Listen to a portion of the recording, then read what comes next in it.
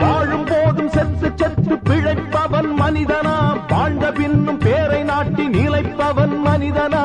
பிறருக்காக கண்ணீரும் பிறருக்காக செந்நீரும் சிந்தும் மனிதன் எவனோ அவனே மனிதன் மனிதன் மனிதன்.